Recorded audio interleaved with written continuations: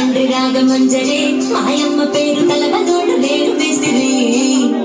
కళాకారుల ఫ్యామిలీ నది ఏ గచ్చ కడితే నిద్రపోదు గుండు పాతి